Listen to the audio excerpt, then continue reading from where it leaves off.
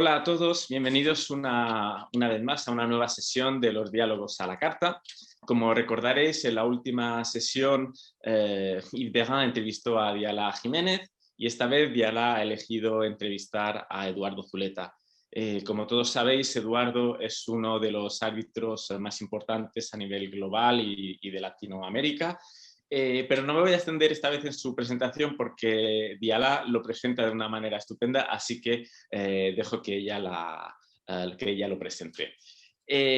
Simplemente deciros que en esta ocasión ha habido algún problema técnico, entonces la imagen a veces no se ve muy bien, pero os animamos a llegar hasta el final porque así podréis escuchar la relación de la música y el arbitraje como le entiende Eduardo, cómo utiliza la salsa o la música clásica cuando él trabaja en temas de arbitraje, y además tiene muy buenos consejos para todos aquellos que iniciamos nuestra carrera como árbitros. Así que os dejo con ellos y recordaros que a partir de ahora ya los diálogos a la carta ya están disponibles en formato podcast en la web del CEA. Un abrazo a todos y hasta la próxima edición. Bueno, un saludo muy especial a nuestro invitado y nuestro entrevistado de hoy, Eduardo Zuleta Jaramillo. Eduardo, pues como ustedes saben, quien fue entrevistada la última vez escoge a su siguiente entrevistado y yo lo escogí porque yo digo que Eduardo es un árbitro 360 y quiero explicarme. Es un profesional muy completo en varias dimensiones. Primero es un excelente jurista, abogado, conoce temas de fondo, pero a la vez conoce temas financieros. Eso es sumamente importante, como ustedes saben, sobre todo en la fase o en los aspectos de daños, que suelen ser al final, a la postre, sumamente importante para los clientes a quienes servimos. También es un abogado que ha tenido la experiencia de ser socio en un bufete y a la vez árbitro, es decir, ha sido abogado de parte, ha sido estratega en los litigios arbitrales, pero también árbitro. Y por último, tiene experiencia en los dos grandes campos del arbitraje internacional, que es el comercial y también en arbitraje de inversión. Fue designado por el CIADI como árbitro en el panel de la lista de árbitros, un reconocimiento enorme, si no me equivoco, el primer latinoamericano que fue directamente designado por el CIADE. Estábamos juntos cuando recibió la noticia y lo celebramos.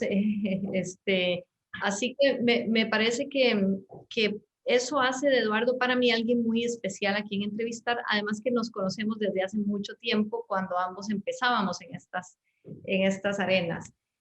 Gracias por aceptar, Eduardo. No, Yala, gracias a ti. Es un gusto enorme, no solamente por verte, que hace tiempos que no conversábamos, sino porque, como lo dices, pues hay una gran amistad de hace muchísimos años. Hemos compartido, y lo veremos a lo largo de esta entrevista, una cantidad de casos y de temas juntos, pero además nos hemos divertido mucho con el arbitraje, que me parece que es un aspecto fundamental en el arbitraje, divertirse en cualquier cosa que uno haga en la vida, pasarla bien. En el momento en que uno deje de divertirse con lo que hace, tal vez mejor dedicarse a otra cosa. Así es. Definitivamente, y hablando de divertirse y de los inicios, quisiera preguntarte, ¿cuál fue el primer caso o cuál fue la experiencia que te despertó el interés por seguir una carrera o iniciar una carrera en este campo? Yo creo, y en mis recuerdos, hay un libro fantástico de Robert Frank que se llama Success Unlocked, que es una descripción de cómo en la vida todo es una mezcla de esfuerzo, pero también de buena suerte. Él hace un análisis, Frank hace un análisis del famoso mito de la meritocracia y dice, claro que hay meritocracia, pero todo en la vida requiere una dosis de un poco de suerte. Y en el caso mío del arbitraje fue un poco de suerte. Yo estaba en una firma internacional dedicado a hacer básicamente Project Finance y M&A. Y un día llegó un caso de arbitraje importante a la firma. Era una compañía reaseguradora inglesa. Y en el departamento de litigio de esa firma, pese a ser una firma internacional, nadie hablaba inglés. Entonces me dijeron, pues usted más o menos sabe el tema de infraestructura, habla inglés, ¿por qué no nos ayuda?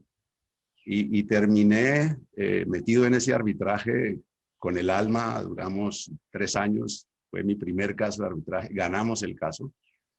Y eso me llamó poderosamente la atención y terminé mi siguiente caso, que tú lo conoces muy bien, el famoso caso Merck. Gracias a este primer caso, Merck nos buscó para el famoso caso Merck. Y ahí entré yo en el tema del arbitraje como abogado y me encantó. Me tocó estudiar muchísimo, ignoraba el tema de arbitraje, como decía un profesor mío, lo ignoraba a cabalidad. Entonces tuve que estudiar mucho el tema de arbitraje y en eso pues tuve afortunadamente grandes amigos que me orientaron y me ayudaron a construir una carrera en el mundo del arbitraje a partir de esta situación, como te digo, de suerte y esfuerzo de alguna manera. Sí, me parece importante esa mezcla, pero además de suerte y además de esfuerzo, yo pienso que hay un tema de carácter, ¿no? También, es decir, de qué está hecha la fibra de la persona. Y en ese sentido, Eduardo, como has vivido diferentes facetas en tu carrera profesional y en el propio arbitraje, quisiera saber, y esta entrevista o esta pregunta tal vez es algo más personal, pero ¿tú podrías relatarnos algún momento muy difícil en tu carrera y cómo superaste eso? Para la gente que nos escucha y que tal vez puede identificar en ti, en esos momentos, pues, ¿no? Dar una esperanza de que todos esos momentos y dificultades pasan y te van construyendo tu carácter. Y quisiera que lo compartieras. Momentos difíciles. Tal vez dentro de los recuerdos que tengo yo de momentos complicados, mi primer arbitraje como árbitro, mi primer arbitraje internacional como árbitro. Porque fue un arbitraje en que yo era árbitro único. Era la primera vez que me designaba la CCI como árbitro único. La sede era una ciudad en un país latinoamericano, una ciudad un poco en la mitad de la nada, que era un proyecto de construcción. Y mi único contacto con el mundo era una abogada que se llamaba Ayala Jiménez. Eso era como todo el apoyo que yo tenía y todo el contacto que yo tenía con el mundo en este sitio como perdido en medio de la nada y aislado. Fue una experiencia difícil, fue una experiencia que me hizo como pensar un par de veces si es esto lo que yo quiero. Lo había experimentado como abogado, el arbitraje, trabajando en equipo con un montón de gente ayudando, y esto era una experiencia difícil. Esa fue una experiencia compleja y pues básicamente la superé buscando en ese momento el apoyo de CCI, buscando el apoyo de gente alrededor mío que supiera un poco más del tema de lo que yo sabía en ese momento, pero no fue un tema fácil. Y los otros momentos difíciles que he tenido, la verdad, han sido de 2 tipos. Primero, a veces es muy difícil el tema de deliberaciones en los tribunales, particularmente cuando tienes árbitros que no conoces, con los que interactúas la primera vez, más ahora con este tema de la pandemia en que no tienes ninguna oportunidad de contacto personal. Eso es difícil y es complejo y requiere un poco de don de gentes complicado. Y lo segundo, tal vez, que eso lo experimenta toda persona en el arbitraje cuando es abogado, es que muchas veces en el arbitraje lo que te mide el cliente es el resultado final. Y el resultado final muchas veces depende de que tengas o no tengas un buen caso. Puedes haber hecho un trabajo extraordinario y te va mal en el caso. O tienes un resultado que no es el que el cliente espera y vas a tener un juicio muchas veces del resultado más que de todo el trabajo que hiciste por una cosa que puede ser un mal caso para el cliente, pero que tú has hecho un muy buen trabajo desde el punto de vista profesional. Esa sensación del juicio final del cliente sobre una cosa netamente del resultado es compleja, pero hay que saber manejarla. Sí, yo, 2 cositas. Uno, yo recuerdo, Eduardo, ya que me mencionaste, yo era consejero adjunto o consejera adjunta, y tú hiciste algo muy importante, que es preguntar las cosas que no sabías porque eres una persona muy meticulosa y querías estar seguro que estuvieses cubriendo todas las aristas y que las expectativas de un buen árbitro que quería ser, pues las ibas a llenar. Y creo que es muy importante que la gente entienda que tiene que hacer preguntas, ¿verdad? A veces, como esta carrera es tan académica, intelectual, pues se nos olvida que podemos hacer preguntas y nos da miedo, ¿no? Y lo otro, quería preguntarte, ¿cómo es la sensación de tener que decirle a un cliente, no nos fue tan bien en el caso? Eso debe ser una sensación dura cuando ya tienes un laudo o si ha habido laudos en que no esperabas para nada el resultado, ¿no? Toda esa parte, pues me imagino que es difícil. Sí, yo creo que uno, para evitar esa sensación al final de sorpresa, uno tiene que ser absolutamente claro con el cliente de cuáles son las expectativas de su caso. Yo creo que no es lo adecuado, no es éticamente, no es lo adecuado además. Decirle a un cliente, mire, usted va a ganar su caso, esto es un caso bola a bola, no tiene ningún problema. Creo que el cliente espera un análisis objetivo de su caso, un análisis honesto de su caso. Nosotros hemos tenido casos en nuestra carrera en que yo le he dicho a un cliente, no tiene ninguna posibilidades de ganar. Si usted quiere de todas maneras meterse en esto, y muchas veces el cliente busca a alguien que le diga que tiene posibilidades de ganar, eso es humano. Pero creo que la obligación ética de un abogado es decirle a su cliente cuáles son las expectativas reales de éxito de su caso y prepararlo para el resultado, porque muchas veces las expectativas son unas cuando entregan la información inicial del caso y otras, como tú lo sabes, cuando el caso va por la mitad y empiezan a aparecer una cantidad de pruebas con las que de pronto el cliente no contaba o el abogado no contaba. Pero creo que en la medida en que uno lleve al cliente paso a paso y le esté haciendo ver durante el arbitraje cómo va y cuáles son sus perspectivas, pues al final, aun si el resultado no es el que se esperaba, no va a haber una sorpresa muy grande. Bueno, ser abogado implica el trabajo en equipo que tanto te gusta, pero a la vez, pues tiene sus cosas muy duras, ¿no? Y difíciles como estas que hablabas y otras. Y ser árbitro, por otro lado, es más solitario, pero tiene sus ventajas.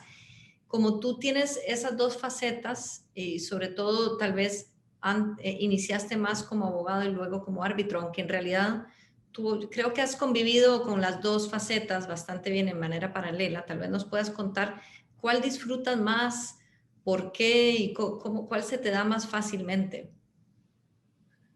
Yo creo, un muy querido amigo y árbitro me dijo alguna vez una cosa sabia, y es que para todo hay etapas en la vida. Yo hoy, a estas alturas, disfruto más ser árbitro.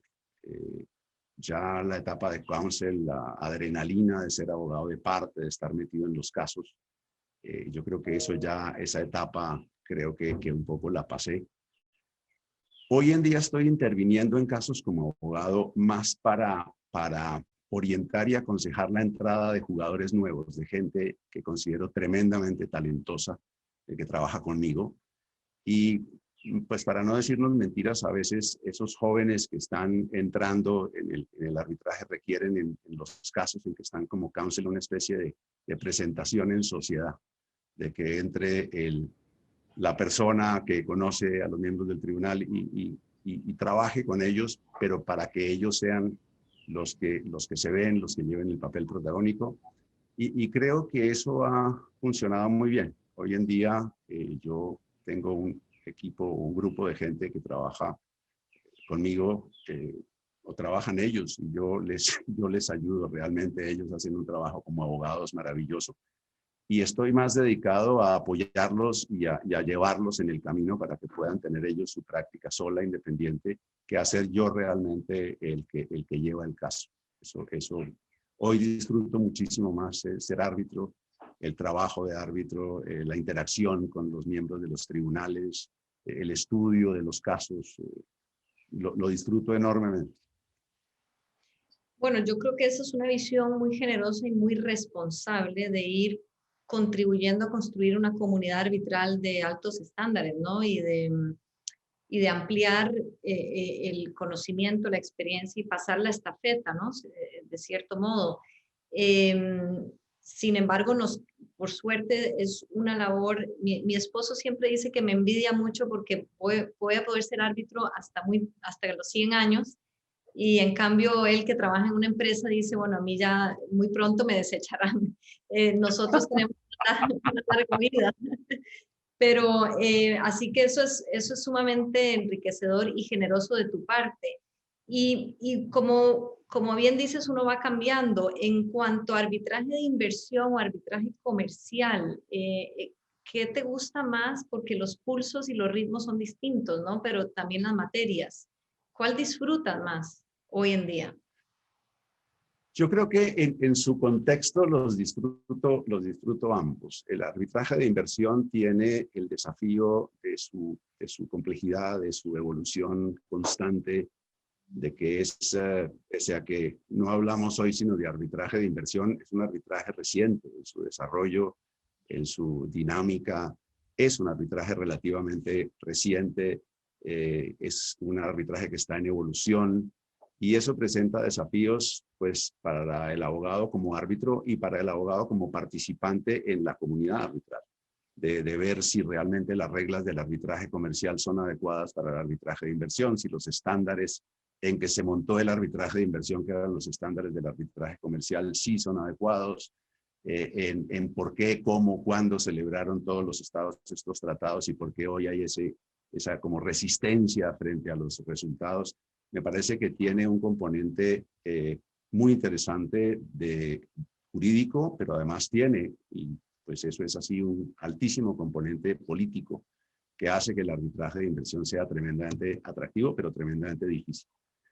Y el arbitraje comercial, cierto tipo de arbitraje comercial tiene un atractivo enorme. En el caso mío, disfruto el arbitraje comercial en lo que era mi práctica de abogado en proyectos de infraestructura, por ejemplo, y en M&A, porque son materias con las que estoy familiarizado, las disfruto y de alguna manera me hacen un poco revivir mi pasado de abogado en otras lides. Y eso me parece atractivo, me parece divertido y es refrescar un poco esa práctica antes o pre-arbitraje, por llamarlo de alguna manera. Claro, ahora, Eduardo, un poco más personal tal vez en cuanto a tu práctica.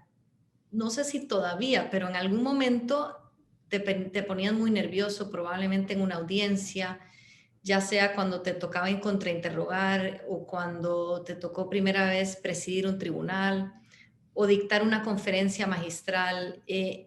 ¿Hay algún truco que puedas compartirnos que usas para no, o incluso para guardar cara de póker cuando eres árbitro? Es decir, ¿hay algo? Porque al final somos humanos todos y adentro tenemos muchas emociones y hay química, ¿no? Y tenemos que manejarla para poder... también hay adrenalina que nos sirve, ¿no? De motor, de gasolina al motor, o de electricidad solar al motor, para hablar en términos de energía limpia. ¿Cómo vives esa parte en tu interior?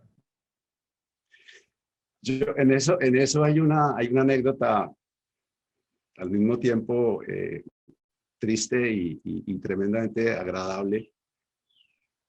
En uno de los puros primeros casos de arbitraje que tuvimos hace muchísimos años, teníamos una audiencia muy difícil y estábamos todos, el equipo de ese entonces, estábamos todos con susto, con miedo del cross-examination que teníamos que hacer, de la intervención en la audiencia. Era un caso complejo. Era un caso que no tenía antecedentes y la audiencia empezaba, no sé, 9 de la mañana y por alguna razón llegamos todos a la oficina a las 6:30 de la mañana, cada uno por su lado, muertos de los nervios. Y mi primo y amigo y socio, Santiago Jaramillo, que ya no está con nosotros lamentablemente, en un momento dado era tal la cara de desesperación de todo el mundo que Santiago puso una salsa y como que a todos nos brotó ese espíritu, esa cosa como festiva, como de relajarnos, nos reímos, y eso nos sirvió muchísimo. Y esa experiencia la he llevado yo un poco a la práctica, de buscar antes de una audiencia como árbitro o antes de una audiencia como abogado en las que me toca buscar un poquito un ambiente relajado y buscar un poquito de música y buscar un poquito de romper con lo que viene. De no estar unos 5 minutos antes todavía leyendo por 15ª vez el interrogatorio que va a hacer. No, de pronto poner siguiendo el ejemplo de Santiago, una muy buena salsa de Tite Curet o de Rubén Blades y relajarse un poco y llegar a la audiencia con una mente un poquito más abierta. Y en el trabajo como árbitro, cuando estoy trabajando en temas de laudos o cosas por el estilo, hago un poco lo mismo. Es decir, un poco de música así como un poco festiva antes de empezar a trabajar, durante el trabajo más jazz, más Mozart, más otra cosa, y al final otro arranque de salsa así como medio salvaje, como para pensar que la tarea terminó y terminó bien.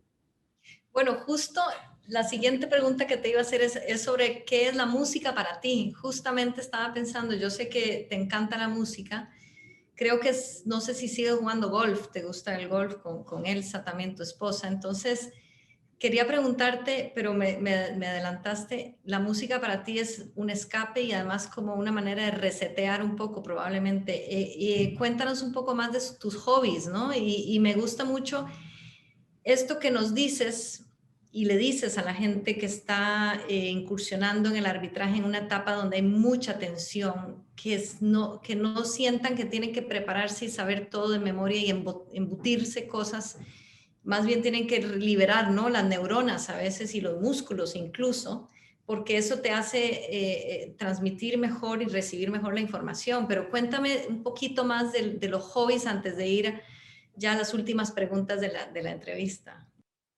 Sí, yo soy, mi familia, mis hermanos son todos, tal vez con algunas, no todos, sin excepción, mis hermanos son todos músicos. Yo soy el único que opté por una carrera un poco menos seria que la de ellos. Todos mis hermanos son músicos, yo me crié en una casa de una familia de músicos y dentro de eso le he tomado gusto. Obviamente todos ellos son músicos básicamente de la mal llamada música clásica. Mi hermano Alejandro era director coral, mi hermana Laura es directora musical, Santiago igual. Yo me crié en ese medio, pero además con una pasión enorme, como tú lo sabes, por la salsa, por la música latinoamericana. Me ha interesado siempre el contexto en que se generó esa música, toda esta interacción entre la música africana, la música puertorriqueña, la música que se genera con esta migración triste y a la vez tremendamente alegre de dominicanos y de puertorriqueños y de cubanos a Nueva York y todo ese movimiento que se genera ahí. Y tengo una pasión enorme por ese tipo de música, no solo en el baile, sino de estudiarla, de oírla, de entenderla. Y creo que América Latina está muy reflejada en eso. América Latina, mucho de lo que somos nosotros es el merengue y es la salsa, y eso es una mezcla cultural fascinante desde el punto de vista de oírla y desde el punto de vista de entenderla y estudiarla. Ese tipo de música me encanta, sin perjuicio de todo lo que escucho y disfruto otro tipo de música que, como te digo, he oído en mi casa desde pequeño. Sí, tus hijos siguieron eso, ¿no? Cuéntanos un poquito ya más personal, ¿cuántos hijos tienes y cómo ellos viven la música bueno, o la tecnología? Son tremendamente musicales todos. Mi hijo mayor es historiador y abogado. Él está dedicado hoy en día al tema de trabajo en materia de derechos humanos, básicamente. Está abriendo una práctica dentro del grupo de abogados, o abrió ya una práctica dentro del grupo de abogados que interactúa hoy conmigo y está dedicado a eso. Novia caleña, o sea que es salsero empedernido.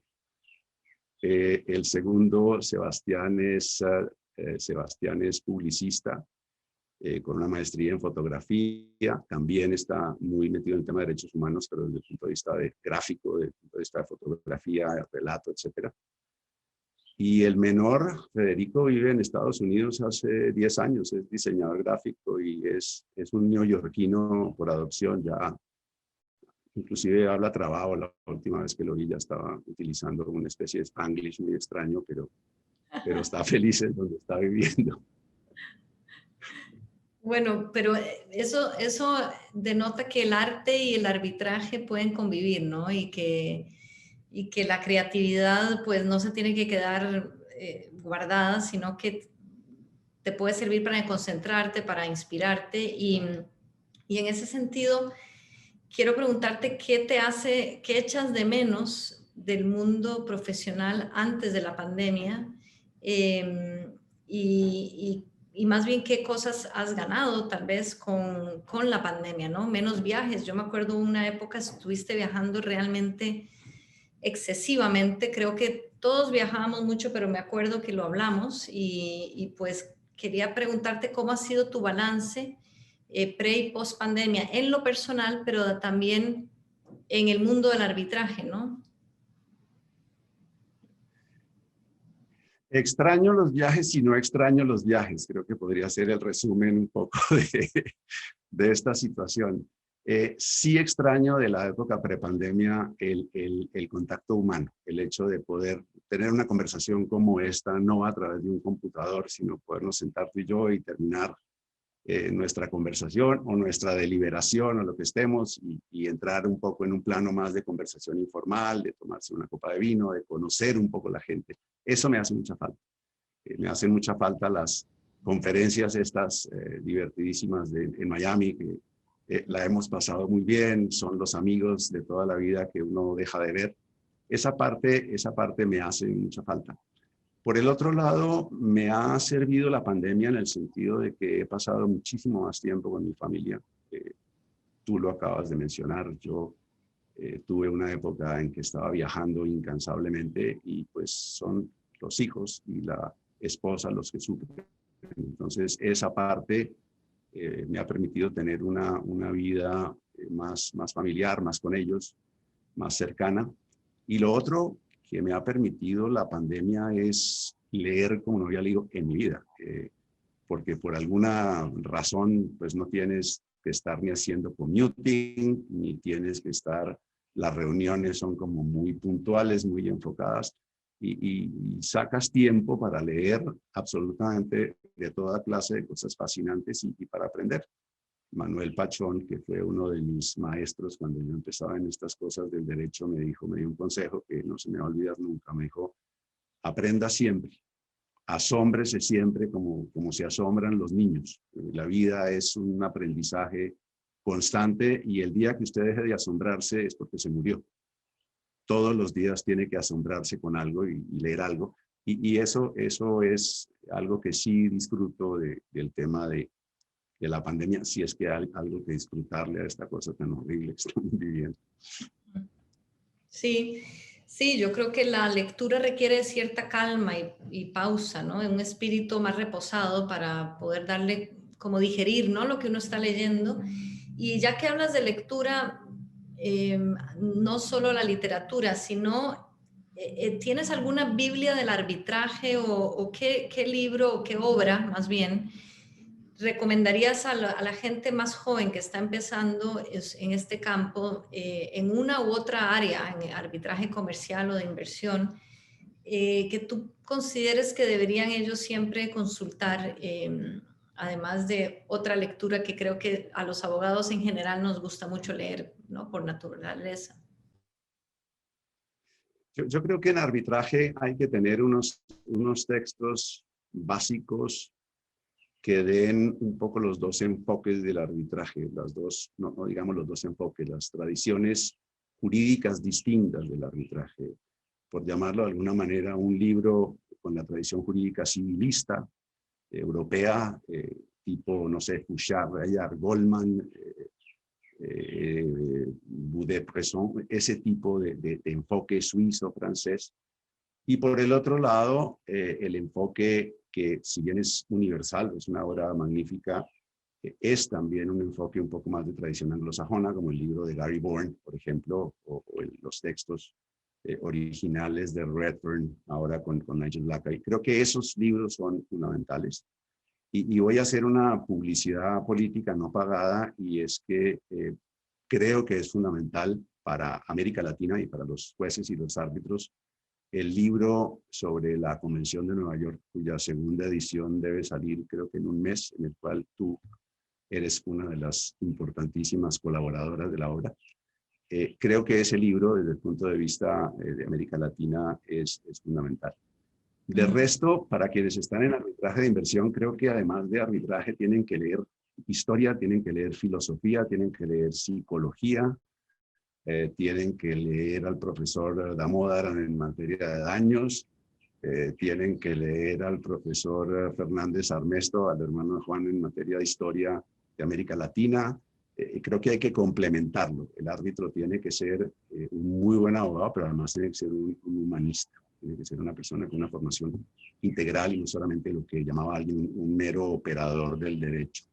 Eso me parece que es el enfoque importante. Sí, tal vez derecho internacional público también un poco, ¿no? Importantísimo el derecho internacional público. Sí, clarísimamente derecho internacional público. Hay en eso también unas obras extraordinariamente buenas. Cassese, por nombrar alguno, obviamente toda la obra de Michael Wiesmann, de manera que hay unos textos básicos. Hay que estudiar mucho y hay que leer y hay que actualizarse constantemente, porque esto es un área y un tema en evolución constante. Y además alguien decía que esto no es cirugía o consulta general, sino cirugía de corazón. No hay dos casos iguales. En el arbitraje no hay dos casos iguales. Tú en un M&A puedes tener modelos de contratos que te sirvan para varios casos. No hay dos arbitrajes iguales. Ese es un tema importante. Y otro que tú mencionaste y que pensé comentar en su momento, pero que creo que es fundamental. Esta carrera empieza más tarde, pero termina más tarde. Tú en otras áreas del derecho a los 35 años puedes ser un rockstar y a los 50 nadie te quiere ver más. En el arbitraje empiezas más tarde de los 35, pero tú ves hoy en día árbitros que están en los 80 o 90 años funcionando perfectamente bien en el mundo del arbitraje. Así es, y yo te quería preguntar porque desde que empezamos hace 20 años, más o menos, un poco más, sí, un poco más ya, pues el arbitraje, tanto el comercial, con esta convergencia, ¿verdad? Y universalización de ciertas, tal vez, normas o prácticas, e incluso mucho, digamos, indubio pro voluntatis, por decirlo de una manera, hay una práctica comercial ya, pues se amplía el derecho comercial. Y por otro lado, en el arbitraje de inversión, que qué bueno que dijiste lo de la cirugía, porque la propia estructura está compuesta de diferentes tratados, ¿verdad? No es una cosa multilateral, global, enorme, sino que cada uno de los universos, pues puedes llegar a ser muy distinto, aunque los principios o los temas jurídicos sean parecidos, o recurrentes. Pero ¿cómo ves tú, no necesariamente post pandemia, pero el futuro del arbitraje? Yves me hizo esta pregunta como la última pregunta de la entrevista y me gusta repetirla. Nuestra entrevista ha sido bastante distinta, pero en unas cosas. Pero esta pregunta que él me hizo me gusta porque eso nos ayuda en este eslabón, en estas cadenas de diálogos a la carta, pues ver tu perspectiva. ¿Cómo ves el futuro del arbitraje? Yo creo que el arbitraje está para quedarse, que requiere algunas reformas, claro. En el arbitraje comercial creo que se ha hecho una gran labor de parte de la CCI, entre otros de la IBA, en tratar de poner el arbitraje a tono con lo que se requiere hoy, desde el punto de vista de transparencia, desde el punto de vista de agilidad, desde el punto de vista de costos, desde el punto de vista de diversidad Creo que el arbitraje sigue evolucionando y creo que el arbitraje está para quedarse. En el tema del arbitraje de inversión, la situación, diría yo, es un poco distinta. El arbitraje comercial ha tenido claro el problema de que ha sufrido alguna especie de influencia de los temas de inversión que se han tratado de llevar al arbitraje comercial, cuando de pronto estamos hablando de cosas sustancialmente distintas en muchos aspectos. En el arbitraje de inversión, creo que hay que ver cuál es el contexto en que se han celebrado una cantidad enorme de tratados, cuál es el contexto en que se requiere modificar esos tratados, y creo que lo que estamos viendo no es, como algunos han dicho, una eliminación o una terminación o un desastre del arbitraje de inversión, sino la adaptación necesaria y normal de una herramienta que nació con unos marcos jurídicos, como tú mencionas, diversos, no uniformes, tratados de primera generación que tienen un contexto histórico, que tienen unos estándares amplios por el contexto en que se celebraron. Y lo que estamos viendo es una revisión de esos tratados, un intento muy exitoso en muchas veces por definir mejor los estándares, por hacer más transparente y más predecible el arbitraje y por evitar una serie de factores que, como decía yo al principio, se importaron del arbitraje comercial y que pues han demostrado no ser adecuados para el arbitraje de inversión. Pero creo que la solución está, como se está viendo, en ir haciendo los ajustes que se requieren, porque claramente se requieren en el arbitraje de inversión, y no simplemente asumir la actitud, como decimos en América Latina, de patear la lonchera y decir que eso no sirve para nada y volver pues a back to the basics y a las cañoneras y a las soluciones forzosas y a los sistemas judiciales. Creo que está en un proceso de ajuste, necesario, y simplemente hay que mirar esa evolución con seriedad y trabajar en la evolución y asesorar y ver qué pueden hacer los estados para mejorar el sistema, qué pueden hacer los inversores para mejorar el sistema y las instituciones. Me parece que el rol de las instituciones en el arbitraje es fundamental, sobre todo de entidades, no sé, como el IBA o ICA, que pueden tener un rol muy importante en el desarrollo y en aconsejar estos procesos de evolución, porque son entidades además que no están políticamente comprometidas ni con los estados, ni con los inversores, y pueden dar una visión un poco más académica y práctica de lo que están. Pero creo que el arbitraje está para quedarse. Yo soy un optimista en esa materia. Va a evolucionar, va a cambiar, pero es un mecanismo que ha probado ser suficiente y eficiente, y creo que si entre todos podemos mejorarlo y ayudar a mejorarlo, es un mecanismo que está para quedarse. Sí, eso que dices de participar en la conversación como comunidad, ¿no? En la construcción de la política pública, me parece que termina de redondear los 360 grados que yo describía tuyos, porque omití decir en mi introducción que tú también participas de estos espacios y estos foros tan importantes, con una voz muy importante y calificada, y también de la parte académica publicando, investigando. Y yo creo que con este cierre has demostrado, Eduardo, estos 360 grados de una persona y un profesional muy completo, humanista, integrador de equipo y de visión. Así que te quiero de nuevo agradecer haber aceptado que yo te entreviste y haber contribuido siempre a nuestra comunidad, ¿no? Arbitral, que es tan importante, porque al final la credibilidad del sistema descansa en gran medida en la credibilidad de los profesionales como tú. Así que,